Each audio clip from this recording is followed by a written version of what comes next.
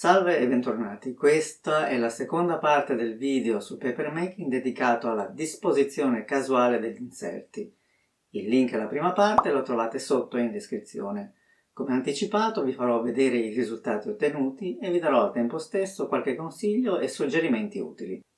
Questo primo metodo l'ho chiamato casuale perché gli inserti vanno dove vogliono e l'aspetto disordinato ottenuto sui fogli rappresenta il punto di forza della scelta compositiva. Come si è visto quando si forma il foglio, è possibile migliorare la distribuzione degli inserti se questi tendono ad ammassarsi in alcune zone, lasciandone altre vuote. A parte questo controllo che deve essere contenuto e moderato se vogliamo ottenere l'effetto casuale, ci sono tutta una serie di decisioni che possiamo prendere come il colore della polpa, il colore, la quantità, la forma e le dimensioni degli inserti, la presenza o l'assenza della colla. Tutti questi aspetti avranno un impatto importante sul risultato finale. Possiamo utilizzare carta bianca riciclata, ma anche carta colorata a tinte sia chiare che scure. È possibile usare carte chiare con inserti scuri e vivaci. Oppure fare il contrario, carte scure e inserti chiari. Oltre alla contrapposizione chiaroscuro, possiamo scegliere di abbinare i colori in un certo modo. La ruota dei colori è uno strumento che può venirci in aiuto permettendoci di individuare i cosiddetti colori complementari, che creano un forte contrasto cromatico. In questo foglio la polpa ha un colore chiaro rosa salmone e come inserti dei filamenti di carta arancione e blu, che sono tra loro appunto complementari. Il rapporto di complementarietà può esserci tra gli inserti, come appena visto, ma anche tra inserti e polpa. Qui ad esempio la polpa è verde scuro, mentre gli inserti sono rossi e arancioni. Nella realtà il complementare del verde è il rosso, ma l'arancione è quasi un suo complementare. Io trovo che questi due colori, verde e arancione, stiano molto bene, perciò come abbinamento io ve lo consiglio. Poi, invece di cercare il contrasto, possiamo creare un rapporto più equilibrato o delicato, usando i colori analoghi. In questo foglio tutti gli elementi sono stati legati ad un solo colore principale. La polpa è celeste e gli inserti azzurri e blu scuro. Se i colori complementari nella ruota sono opposti, gli analoghi stanno uno accanto all'altro. Però usare i complementari o gli analoghi è soltanto un suggerimento, naturalmente nulla vieta di usare i colori che più vi piacciono per ottenere fogli comunque belli e divertenti. Come questo foglio, fatto con polpa gialla e inserti di carta, per lo più coriandoli comprati e fatti con la perforatrice. I colori, come abbiamo visto, sono fondamentali per ottenere buoni risultati. Tuttavia, questo non è l'unico aspetto su cui puntare da un punto di vista compositivo. Giocano un ruolo altrettanto importante anche il tipo di inserto, la sua forma e dimensione. Qui ad esempio ci sono dei filamenti di carta, qui dei coriandoli, qui invece foglie sminuzzate e petali di bougainville strappati. Tutti hanno come caratteristica comune forme e contorni irregolari.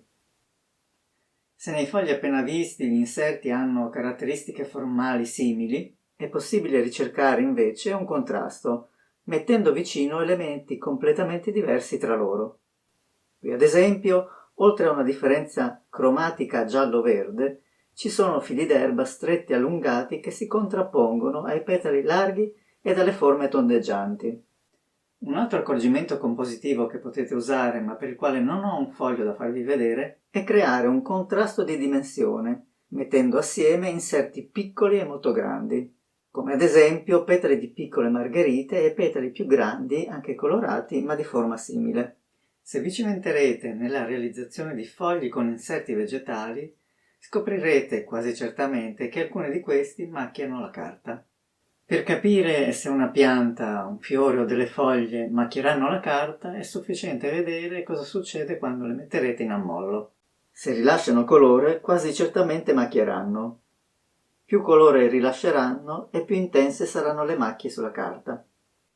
Anche qui si tratta di scegliere. Le macchie possono essere un effetto gradevole e far parte della composizione tanto quanto gli inserti.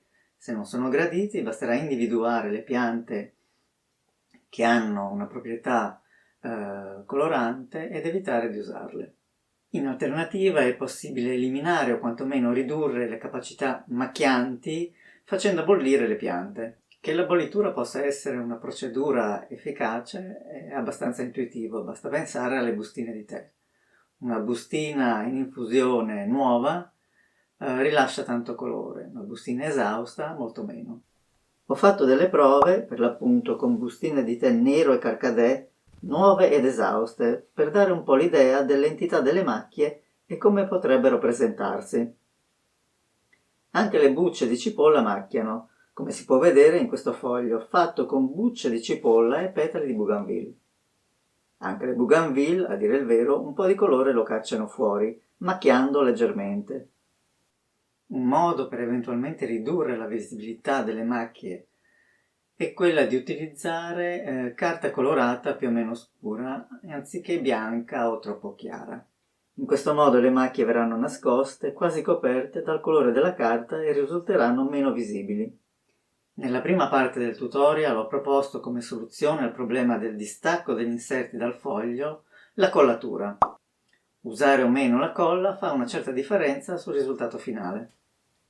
Se non mettiamo la colla per evitare che gli inserti si stacchino, come abbiamo visto siamo costretti a spingerli sotto per fare in modo che la polpa li avvolga almeno in parte.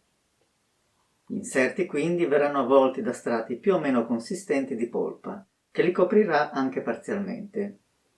Questo aspetto spesso non permette all'inserto di essere visibile nella sua interezza e può in alcuni casi renderlo di colore meno brillante o meno intenso. Diversamente, con la collatura gli inserti possono avere sul foglio tutti una posizione superficiale. Potranno quindi essere visti per intero e mostrare il loro colore naturale.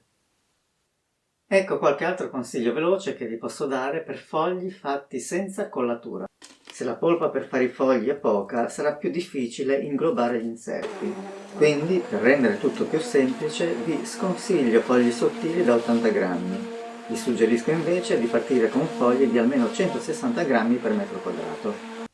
Poiché la polpa di colore scuro tende a coprire e in molti casi a nascondere completamente alcuni inserti, valutate di utilizzarne un po' di più, anche perché i colori scuri, diversamente da quelli chiari, difficilmente riescono a dare un effetto di trasparenza. Se ricordate, nel tutorial sulla collatura vi sconsigliavo di utilizzare per i fogli grammature basse, proprio perché questi, una volta formati e posati, vanno per forza staccati dagli stracci. Ma se userete una rete morbida, ad esempio una zanzariera, come vi ho fatto vedere nella prima parte del tutorial, i fogli sottili si potranno fare. Se sei appena arrivata o arrivato e questo è il primo video sul papermaking che vedi, ti informo che c'è un'intera playlist dedicata a questo argomento. Se sei curioso e vuoi approfondire, ti consiglio di iniziare da lì. Per tutti gli altri invece che mi seguono da un po', ci salutiamo e ci vediamo al prossimo tutorial.